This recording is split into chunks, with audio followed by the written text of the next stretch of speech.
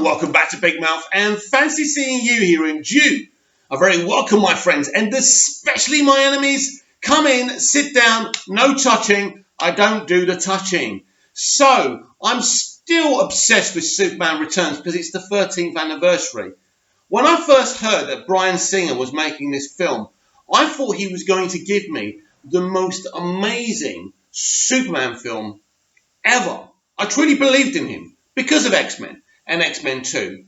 He talked about using the Genesis camera. This was experimental technology at the time. I thought we were going to get an amazing film. In fact, I bought the hardback novel of the film and read it before I saw the film. And this really excited me. But there's things in that film, right? There's things in that film. There's things in that book that are not in the film. Important things. There's a passage talking about Jor-El and Lara on Krypton before they send Clark. And they talk about what Lara was before she met Jor-El, what an intelligent woman she was, and lots of different things. It was really, really interesting. But there is a moment as well in that book, that novelization of the film, where when Superman faces off finally with Lex Luthor, he confesses that he sends him to look. He tricks him into going back to look for the remains of Krypton. He pays off this scientist to do this article. This whole grand plan is revealed. That also isn't in the film. But the biggest thing that isn't in this film is what you're watching behind me. The return to Krypton sequence. Bryan Singer said when people were asking for a director's cut, he goes, well, nobody ever completes a movie they make. But to me, that was total trash, because the return to Krypton sequence is so important to the whole narrative of Superman Returns. With the criticism the film got, if you show this part, if you put this sequence before the opening credits, right, you get the emotions of why Clark's gone to look for the remains of his planet. It's a compelling sequence. Just look at it. If you haven't seen it, go over to YouTube and check it out, because it's fucking amazing. Now, I don't know if this video is going to get pulled down because I'm showing you this, but I don't care. So, I think this is the most heavily edited film I know about. There were things cut out of this film that should never have been cut out. Singer shot some amazing things. I think the theatrical cut, there's elements of it that are fucking beautiful that no one's been able to pull off in a Superman film. Now, the kind of thing like this, like when he's saving the aeroplane, that's an amazing sequence. And when you listen to the writers talk, when they actually put a real plane up there to test it, how it would move, how difficult Superman would find it to hold the plane. When the wing falls off, that's all scientifically proven of what would happen. Because that's not about Superman being powerful and being able to save the plane.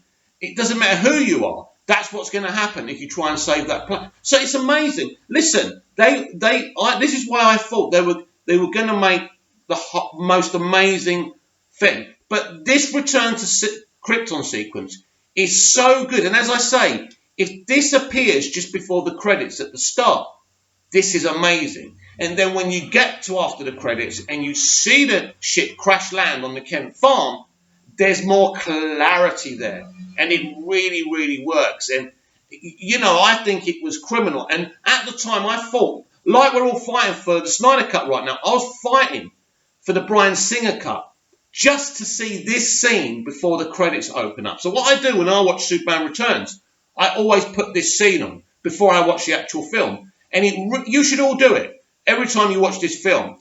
Now, the elements of this film, the concept of this film is that this is continuing from the Donnerverse. This is continuing from Christopher Reeve's Superman. Brandon Routh is supposed to be Christopher Reeve's Superman.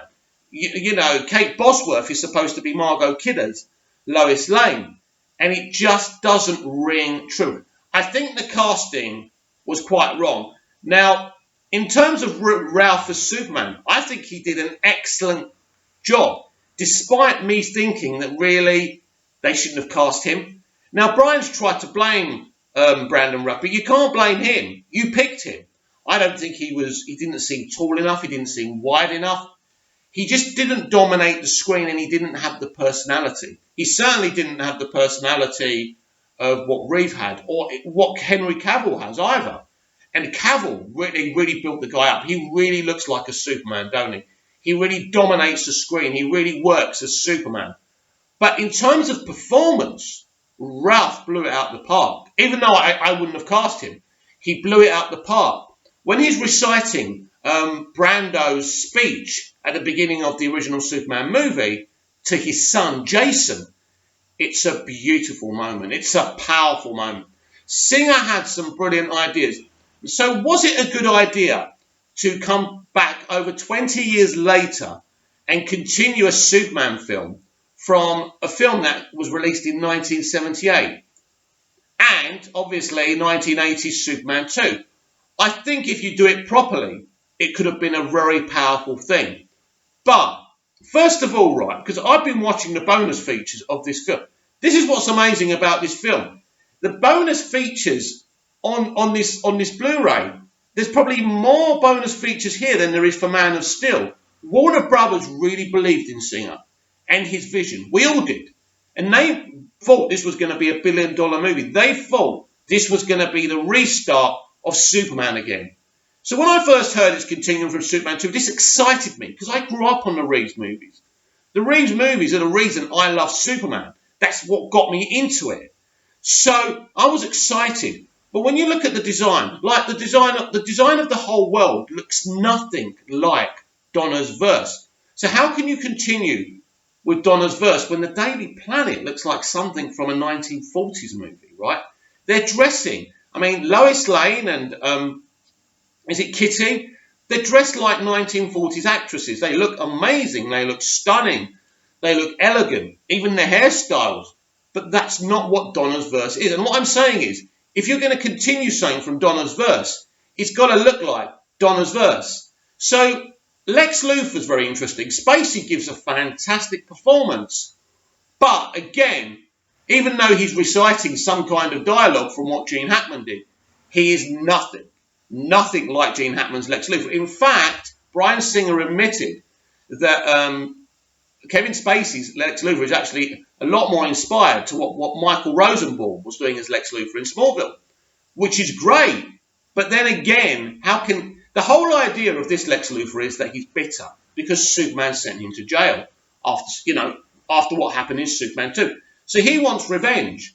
But again, by cutting out that scene when they meet, basically just before he stabs Superman with the kryptonite, which is one of the great moments of Superman Returns. I thought it was brutal. I thought it was compelling. And again, Ralph played it so well when he falls into the sea. That's beautifully directed because Bryan Singer is a much maligned man for his private life, but a very talented director. I don't want to talk about his private life. That isn't for me to talk about. I'm talking about him as a filmmaker, and I really believed in him. As I say, I really believed he was going to give us a very, very special film. And I think the criticism was there that it was boring, that there wasn't enough action. He basically, in the end, lifts up New Krypton. But again, when he lifts up New Krypton, that's a very compelling moment. Let's talk about the music by John Ottman, who's also an editor, and he edited this film. But John Ottman's music was amazing. I mean, I'm not talking about Hans Zimmer or Junkie XL here, but the music is fucking amazing. Listen to the soundtrack. This film could have been amazing. And then we talk about Jason, who is Lois Lane's son, and he's meant to be Richard White's son as well. But the truth is, because Lois and Clark, when Superman loses his powers, they have sex, they make love, and that's how she becomes pregnant. So again, it's part of the continuation of Superman 2. So I think, again, Singer's kind of ignorance of comic books really hurt him here, because they could have done it, say, even more compelling. You want Superman to have a son? Great! Connor Kent. Have Spacey's Lex Luthor do the whole clone thing. It would have been compelling. Now, in the sequel, and there was going to be a sequel to Warner Brothers, you see, what happened was, at first, Warner Brothers greenlit the sequel, then there was the Writers Guild writer's strike, And in the end, it never happened. Now, I read kind of a leaked script, and I don't know if it's true, but Singer was going to introduce Brainiac. And at the beginning, like, Superman's showing him around Metropolis, and then it falls apart. The relationship falls apart because he says, you've got all this power. Why don't you dominate this society? Why don't you conquer this society? And that's when things go wrong. Then ultimately, Brainiac takes Jason's body, right? It goes in Jason's body. And Superman has no choice but to kill Jason. Imagine how compelling that film would have been. And I said at the time, I don't think it was fair that they didn't give him a sequel. The film made just under 400 million at the time.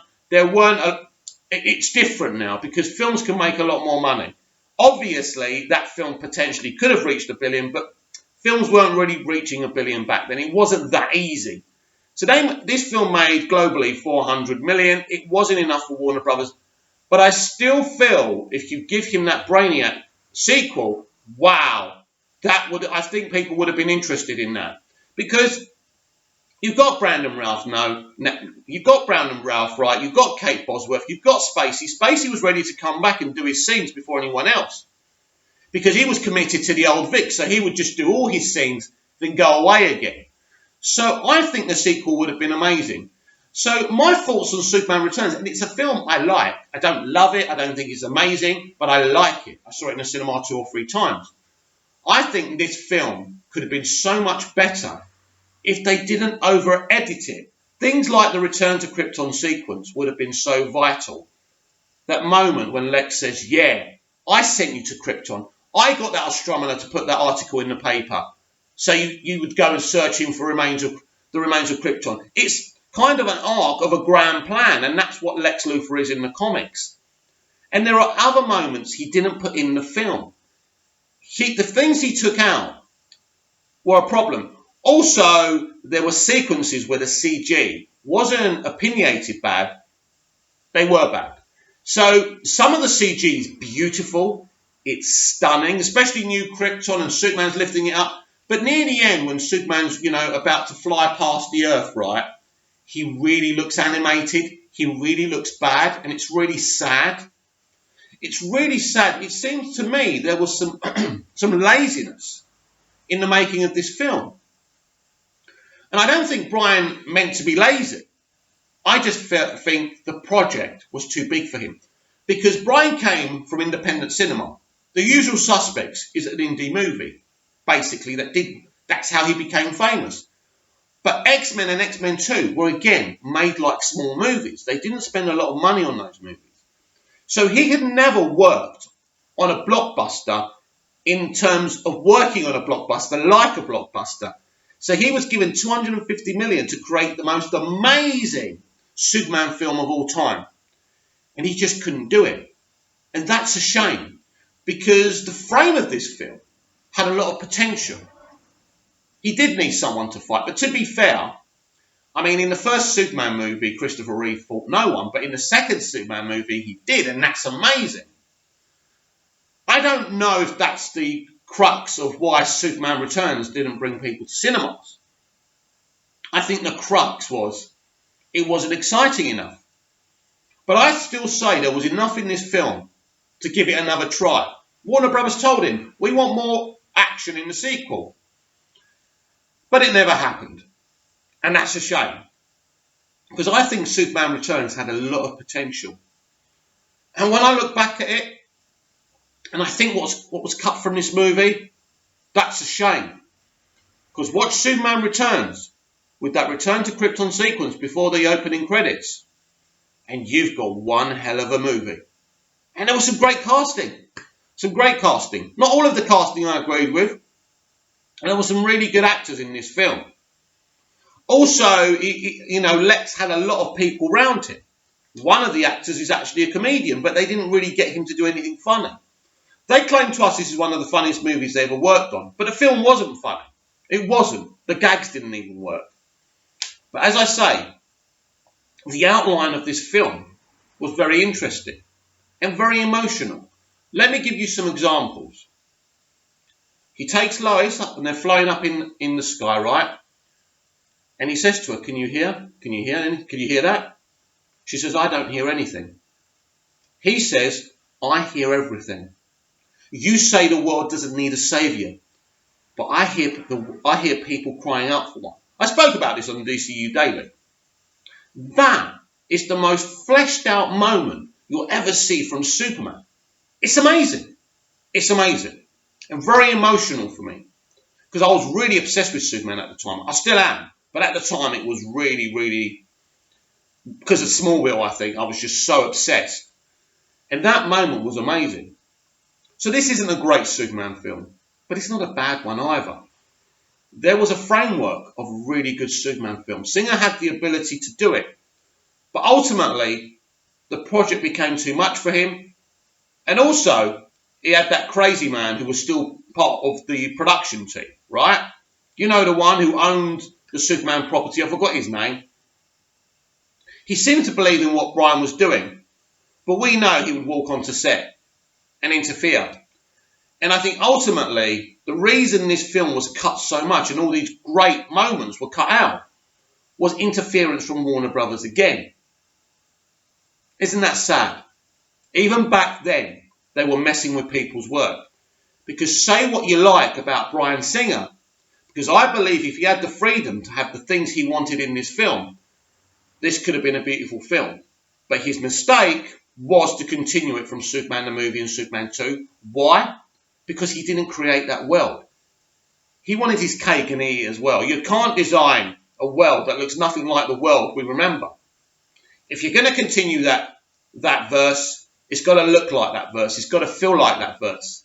And Superman Returns didn't feel like that. Bryan Singer had the imagination and the storytelling chops to create a brand new Superman universe, which could have been beautiful. But he didn't. So now we have Superman Returns. There will never be a sequel. Is that sad? I think we can still enjoy this film, look back at it, and think what might have been. But again, history repeats itself with Man of Steel and Batman v Superman. We know Henry Cavill. In our hearts, we know Henry's never coming back as Superman. And that's a shame. So again, we start again and we trust another creative to give us the Superman we all deserve and want.